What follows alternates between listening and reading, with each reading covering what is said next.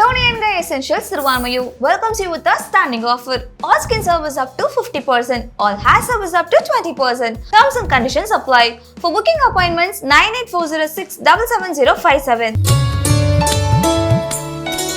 உலகெங்கிலும் இருக்கும் ரெட்ரோ ஆன்மீகம் நேயர்கள் அனைவருக்கும் வணக்கம். நான் உங்கள் ராம்ஜி. என் இதயத்தின் இடப்பக்கம் இருக்கும் விருச்சிக ராசிக்காரர்களே, இந்த டயலாக் உலகத்தின் பட்டி தொட்டி வரை சென்று சேர்ந்தது இதுதான். விருச்சிக ராசிக்காரர்களை விரும்பாவிடில் இந்த உலகம் வேறு யாரை விரும்பிவிடப் போகிறது?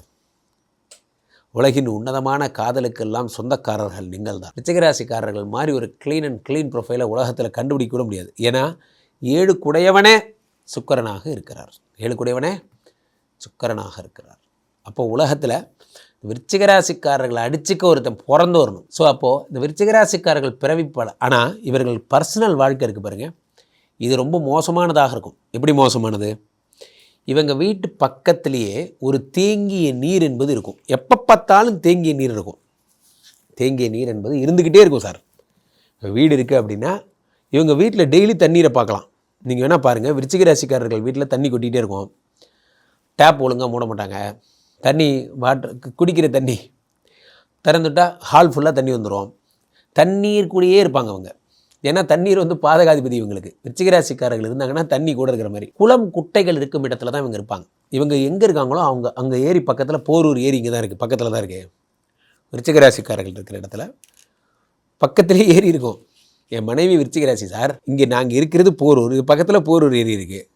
அவங்க இருக்கிறது கொரட்டூர், பிறந்து வளர்ந்தது. அது பக்கத்தில் ஜம்புகேஸ்வரர் நகர் சிவன் கோயில் ஏரி இருக்குது. ஆச்சரியம் இது எப்படின்லாம் தெரியாது.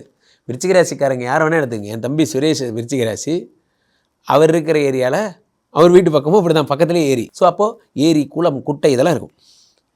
சுடுகாட்டுக்கு போகிற வழி இவங்க வீட்டுக்கு போகிற வழியாக இருக்கும். சுடுகாட்டுக்கு, மயானம், ஹாஸ்பிட்டலுக்கு போகிற வழி இவங்க வீட்டு பக்கத்துலேயே ஒரு ஹாஸ்பிட்டல் இருக்கும். கிளினிக் இருந்துக்கிட்டே இருக்கும். நீங்கள் வேணால் பாருங்கள், இவங்க வீட்டை சுற்றி ஒரு 24 கிளினிக் இருக்கும். ஒரு ஃபார்மா இருக்கும். நீங்கள் நம்ம ஸ்ரீமடம் இருக்குல்ல, போரூர் கார்டன் ஃபேஸ் 2 ஸ்ரீமடம் பாருங்கள். இது பக்கத்துலேயே தான் அப்போலோ ஃபார்மசி இருக்குது. இது பக்கத்துலேயே 2 கிளினிக் இருக்குது. ஆச்சரியமே என்ன அப்படின்னா, விருச்சிக ராசி நாங்களும் ஒரு 20 வருஷமாக எல்லா இடத்துக்கும் ட்ராவல் பண்ணுறோம். நாங்கள் போகிற இடமெல்லாம் இது தொடர்ந்து வருது. அதான் அதில் ஆச்சரியம். கேஸ் குடோன் இவங்க வீட்டு பக்கத்தில் இருக்கும். உரக்கடை இருக்கும். உரக்கடை இவங்க வீட்டு பக்கத்துலேயே ஒரு உரக்கடை இருக்கும். மார்ச்சுவரிக்கு போகிற வழி இருக்கும். தாய் தந்தையர் பிரிவு என்பது இருக்கும். தாய் தந்தையர் பிரிவு என்பது இவர்களுக்கு சிறு வயதிலேயே இருக்கும். மௌனமான ராசி இவர்கள் ராசி என்னென்னா மௌனமான ராசி. எதையுமே மௌனமாக இருப்பாங்க. ரிசர்வ்டு ராசின்னு பேர். இவங்க ராசியே ஒரு ரிசர்வ்டு ராசி. எதையுமே சொல்ல மாட்டாங்க. கஷ்டத்தை வெளியே சொல்ல மாட்டாங்க.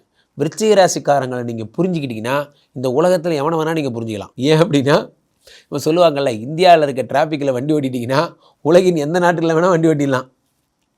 அந்த மாதிரி விருச்சிக ராசிக்காரர்கள் எப்போ குணம் மாறுனே தெரியாது. ஏன்னா 9 கூடியவன் சந்திரன் குணத்தை மாற்றிக்கொண்டே இருப்பார்.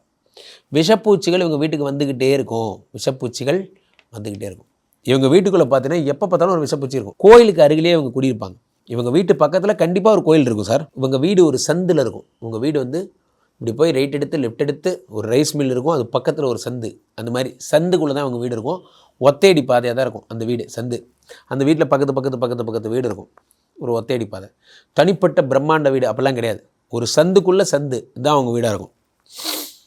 இறைச்சி கடை இவங்க வீட்டு பக்கத்துலேயே இருக்கும். முக்கியமாக இவங்க வீட்டு பக்கத்தில் ஒரு தேவாலயம் கண்டிப்பாக உண்டு. அல்லது கிறிஸ்டியானிட்டியை ஃபாலோ பண்ணுற ஸ்கூலாவது உண்டு. அல்லது இவங்க காலையில் எந்திரிச்ச உடனே அந்த சர்ச்சோட பெல் அடிக்குது பார்த்தீங்களா, அந்த சர்ச் பெல்லு நேரம் 12:30 அந்த மாதிரி சொல்லுவாங்க தெரியுமா. அந்த சர்ச்சிலேருந்து வர்ற வாசகம் இதெல்லாம் இவங்க காதில் கேட்கும். இது விருச்சிக ராசிக்காரங்க ஸ்பெஷல் இது. அதே மாதிரி அமானுஷத்தில் அதீத நம்பிக்கையுடைய விருச்சிக ராசிக்காரங்களை பேய் கண்டென்ட் சொன்னீங்கன்னா இன்றைக்கி ஃபுல்லாக கன்ஃபியூஸ் ஆயிடுவாங்க. விருச்சிக ராசிக்காரங்க பேய் மேட்டரில் பயங்கர வீக்கு. எங்கே போனாலும் கருப்பு உருவம் வருது, சிவப்பு உருவம் வருதுன்னு சொல்லிகிட்டே இருப்பாங்க. சட்டவிரோதமான தொழில் பண்ணுறவங்க, அவங்கள கண்டுபிடிக்கிற பணியில் இருக்கிற கமிஷனரு, உளவுத்துறை டிஜி இதெல்லாம் இவங்க தான். விருச்சிக ராசிக்காரங்க அன்இக்வாலிட்டி பார்ப்பாங்க. அனுஷம் தொழிலதிபராக இருப்பாங்க. இருதார யோகத்தை இருப்பாங்க. இவங்க நல்லா வளர்ந்து வரும்போது அதை பார்க்க அவங்க தந்தையார் உயிரோடு இருக்க மாட்டாங்க. பெண்களிடம் ஏமாறுவாங்க. ஈஸியாக பெண்கள்கிட்ட ஏமாறுவாங்க. கடன் இருந்துகிட்டே இருப்பாங்க.